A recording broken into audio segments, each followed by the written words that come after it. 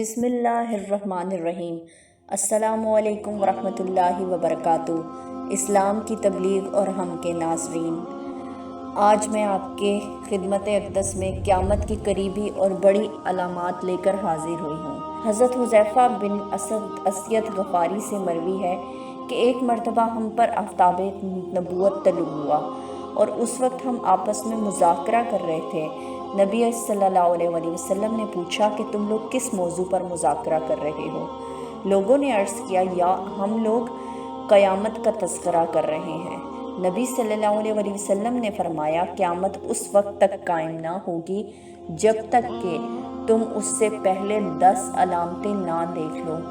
پھر نبی صلی اللہ علیہ وسلم نے دھوئیں، دجال، دابت الارض، سورج کے مغرب سے طلوع ہونے، حضرت عیسیٰ علیہ السلام کے نزول، یاجوج و ماجوج اور 3 مرتبہ زمین میں دھنسنے کے واقعات پیش آنے کا تذکرہ فرمایا ہے۔ ان میں سے ایک واقعہ مشرق میں پیش آئے گا، ایک مغرب میں اور ایک جزیرہ عرب میں، اور سب سے آخر میں وہ ایک آگ ہوگی جو یمن سے نکلے گی اور لوگوں کو ان کے جمع ہونے کی جگہ کی طرف دھکیل دے گی۔ ناظرین گرامی، اس حدیث میں نبی صلی اللہ علیہ وسلم نے قیامت کی 10 بڑی علامتیں بیان فرمائی ہیں، لیکن یہ بات واضح رہنی چاہیے کہ نبی صلی اللہ علیہ وسلم کا مقصد صرف ان علامات کو بیان کرنا ہے۔ ان علامات میں ترتیب زمانی کا خیال رکھنا مقصود نہیں ہے، اور نہ ہی یہ علامات زمانی ترتیب کے مطابق ہیں، بلکہ ان میں سے کچھ علامات وہ ہوں گی جو پہلے ظاہر ہوں گی اور کچھ علامات ان کے بعد ظاہر ہوں گی۔ یہاں ان علامات کی مختصر وضاحت درج کی جاتی ہے تاکہ حدیث کا مفہوم واضح ہو جائے، لیکن اس کے لیے ہم نبی صلی اللہ علیہ وسلم کی ترتیب میں تبدیلی پیدا نہیں کریں گے اور اسی ترتیب سے ان کی وضاحت کریں گے۔ چنانچہ سب سے پہلی علامت نبی صلی اللہ علیہ وسلم نے ایک دھواں قرار دی ہے۔ ناظرین گرامی، محدثین نے اس کی وضاحت جو کی ہے اس میں تحریر فرمایا ہے کہ قیامت کے قریب ایک دن کہیں سے دھواں نکلے گا۔ وہ دھواں بڑھتے بڑھتے مشرق سے لے کر مغرب تک اور شمال سے لے کر جنوب تک پھیل جائے گا اور مسلسل 40 دن تک برقرار رہے گا۔ ظاہر ہے کہ جس کی وجہ سے لوگ پریشان ہو جائیں گے، کیونکہ اگر کسی گھر میں لکڑی کے چولہے پر روٹیاں یا سالن پک رہا ہو تو وہاں سے نکلنے والا معمولی دھواں لوگوں کے لیے ناقابل برداشت ہوتا ہے۔ چنانچہ ایسا دھواں نکلے جو پورے عالم کو اپنی لپیٹ میں لے لے، لیکن اس سے بھی زیادہ تعجب کی بات یہ ہے کہ مسلمان اس دھوئیں کی وجہ سے صرف نزلہ اور زکام کا شکار ہوں گے، جبکہ منافقین اور کفار اس کی وجہ سے بے ہوش ہو جائیں گے اور کئی دن تک بے ہوش رہیں گے۔ بالآخر 40 دن کے بعد یہ دھواں خود بخود غائب ہو جائے گا۔ اور دوسری علامت دجال کا خروج ہے، اس پر تفصیلی کلام عنقریب آیا چاہتا ہے۔ تیسری علامت دابت الارض کا خروج ہے۔ دابت الارض کا لفظی معنی ہوتا ہے زمین کا چوپایا، اور اس سے مراد دیمک ہوتی ہے جو لکڑی کو چاٹ جاتی ہے ناظرین، اور لکڑی بھری ہو کر بیکار ہو جاتی ہے۔ لیکن جب یہ علامات قیامت کے بیان میں یہ لفظ بولا جاتا ہے تو اس سے مراد وہ مخصوص جانور لیا جاتا ہے جو قیامت کے قریب خروج کرے گا۔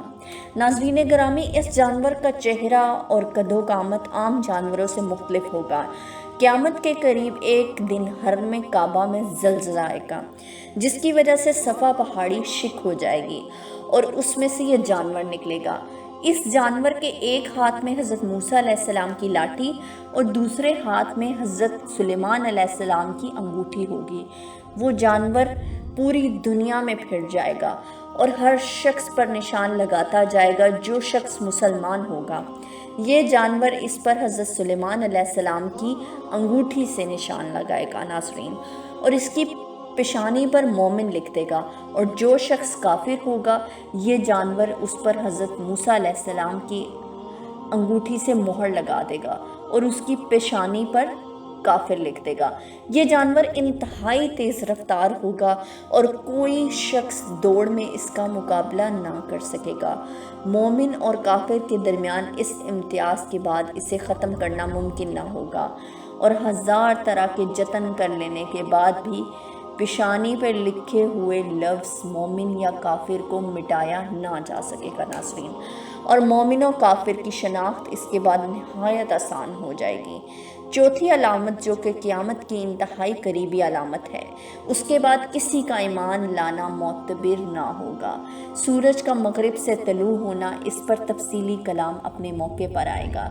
چھٹی علامت یاجوج و ماجوج کا خروج ہے، جو حضرت عیسیٰ علیہ السلام کے زمانے میں ہی ہوگا۔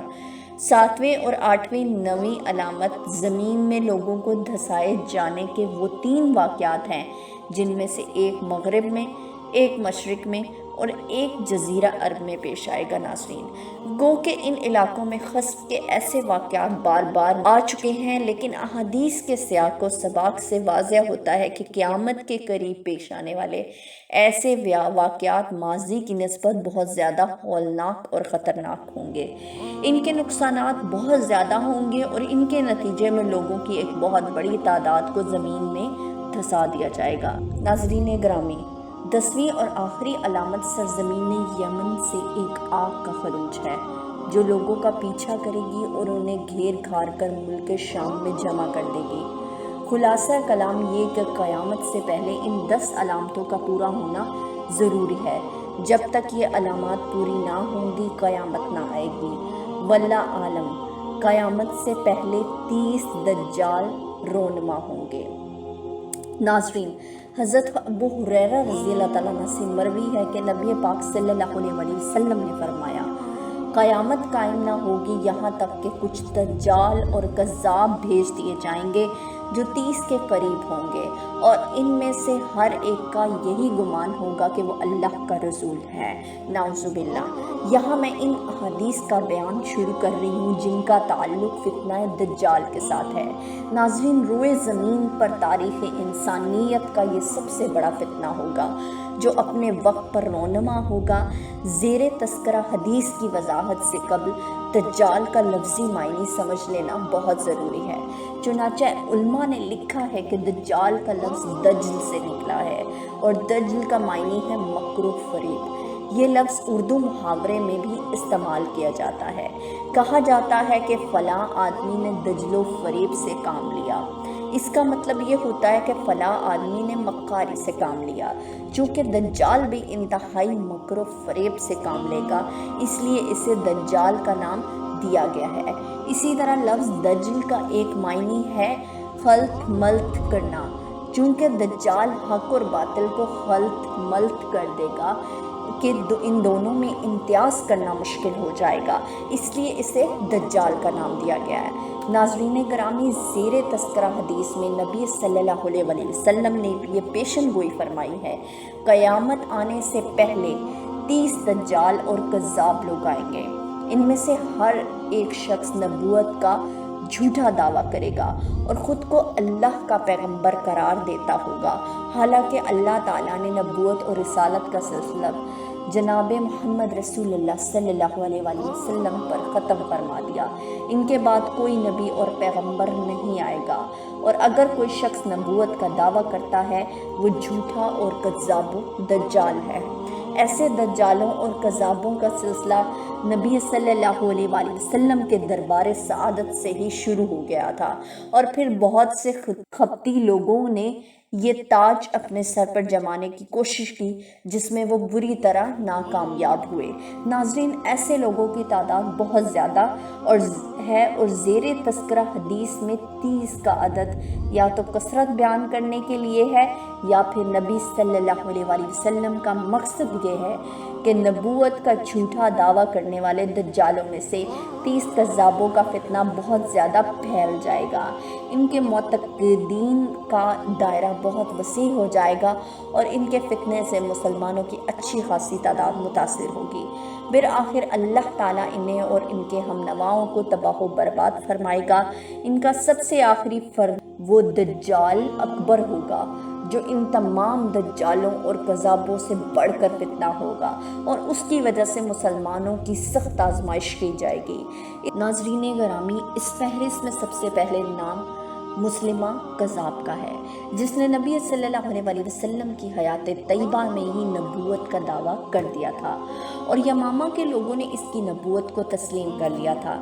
اسی طرح یمن میں اسود عنسی نے اسی دور میں نبوت کا دعویٰ کر دیا۔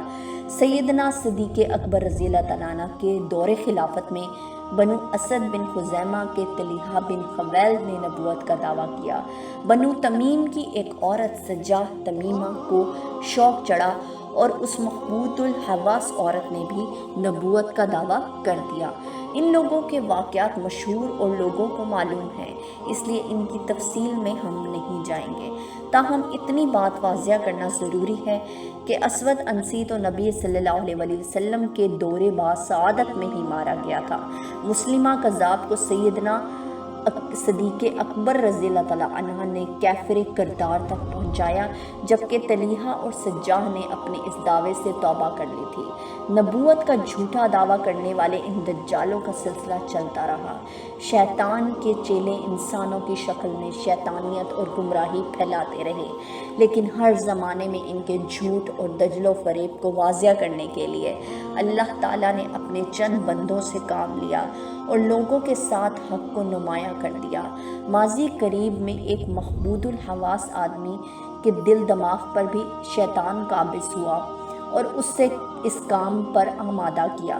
چنانچہ پہلے تو اس نے مہدی ہونے کا دعویٰ کیا، پھر اس نے مسیح اللہ ہونے کا دعویٰ کر دیا، پھر چھلانگ لگائی تو نبوت کا دعویٰ کر بیٹھا۔ ناظرین گرامی، چونکہ ان علامات سے واضح ہے کہ قیامت سے پہلے بہت سارے کذاب اور دجال رونما ہوں گے انسانوں کے سامنے، تو اللہ تعالیٰ سے یہی دعا ہے کہ اللہ تعالیٰ ہمیں ایسے دجالوں کے فتنے سے بچائے اور ہمارا خاتمہ ایمان پر کرے۔ دعاؤں میں یاد رکھیے گا۔ اگلی ویڈیو تک کے لیے اللہ حافظ۔